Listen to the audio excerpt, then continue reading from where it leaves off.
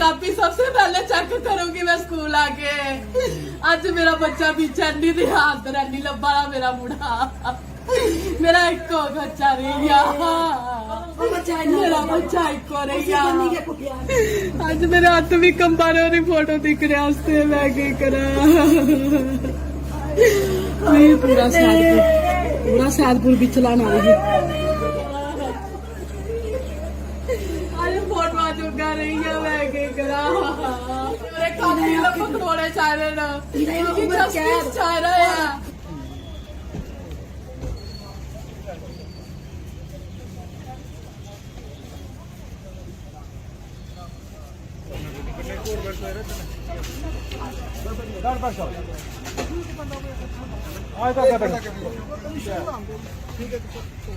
चलो शाबाश।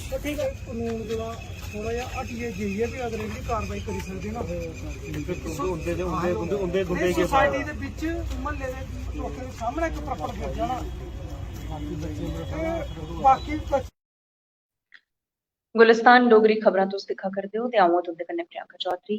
एह् तक तुसें दिक्खे न ते इक मां दी पीड़ा भी तुसें सुनी है कि किस चाल्ली कन्नै मां जेह्ड़ी रोआ दी है बिलखा दी है अपने बच्चे आस्तै। गल करचो किश दिन पैह्ले भी आऊं तुंदे कन्नै इक खबर सांझा कीती ही कि कठुआ दा इक बच्चा जेह्ड़ा इक नाबालिग बच्चा हा ते उदी जेह्ड़ी हत्या दा मामला जेह्ड़ा सामने निकली आया है ते उदे परैंत केह् किश कारवाई होग अस ओह् भी तुंदे कन्नै सांझा करगे। ते उस कारवाई गी सांझा करदे होए जिस चाल्ली कन्नै अऊं तुसेंगी मंगलवारें एह् दस्सेआ हा कि नगरी परोल दे सैदपुर इलाके थमां 8 ब'रें दा प्रणय दा शव जेह्ड़ा हा पुलिस ने खेतरें बरामद कीता हा ते ओह्दे बाद ओह्दी पोस्टमार्टम कीता गया, तफ्तीश कीती गेई ते जानकारी निकली आवा करदी है कि इस किशोर दी हत्या दे मामले च मुख्य आरोपी जेह्ड़े ने ओह् गिरफ्तार होई चुके दे न। तिन्ने नाबालिगें गी 7 दिन दी हिरासत ते प्रारंभिक जांच च बेहद खौफनाक तरीके कन्नै जेह्ड़ी किश चीजां ओह् सामने आवा करदियां न क्योंकि जिसलै उ'नेंगी कस्टडी च लित्ता है पुछताछ कीती जा करदी है कि किस चाल्ली कन्नै मासूम दी बेरहमी कन्नै हत्या कीती ते ओह्दे परैंत गै जानकारी निकली आई कि मासूम प्रणय दे मूंह पर हत्थ दे कड़े कन्नै प्रहार करियै ओह्दे दंद जेह्ड़े हे त्रोड़ी दित्ते हे ते जिसलै ओह् बिलखन लगी पेआ तड़पन लगी पेआ ते गला घोटियै ओह्दी जेह्ड़ी मौत है ओह् होई चुकी ही ते कुदै ना कुदै गला घोटियै उसी मारे दा है ते ऐसा भी सामने जेह्ड़ा है निकली आवा करदा है।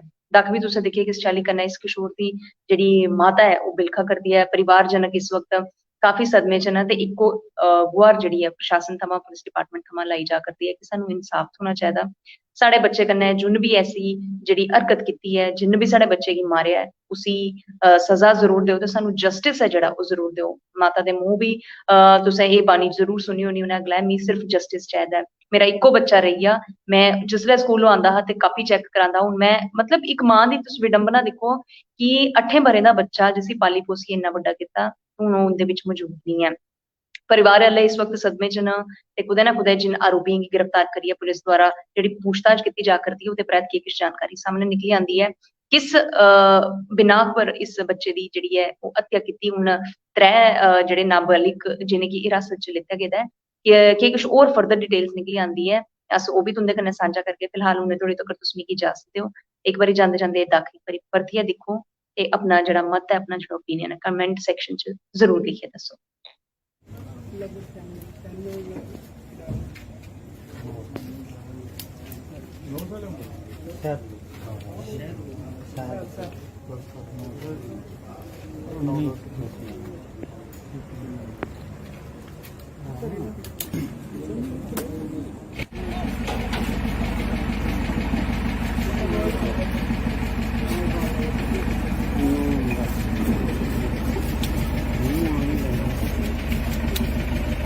कापी सबसे पहले चेक करूंगी मैं स्कूल आके। आज मेरा बच्चा पीछे नहीं दी हाथ रैनी लब्बा मेरा मुंडा मेरा एक बच्चा रह गया। मेरा बच्चा एक हो रही आज मेरे हाथ भी कंबा रहे ओदी फोटो दिखने वास्ते मैं की करा पूरा सैदपुर भी चलाना रही आज फोटो चुका रही है मैं की करा मेरे काफी लोग पकड़ोने चाह रहे ना जस्टिस चाह रहे हैं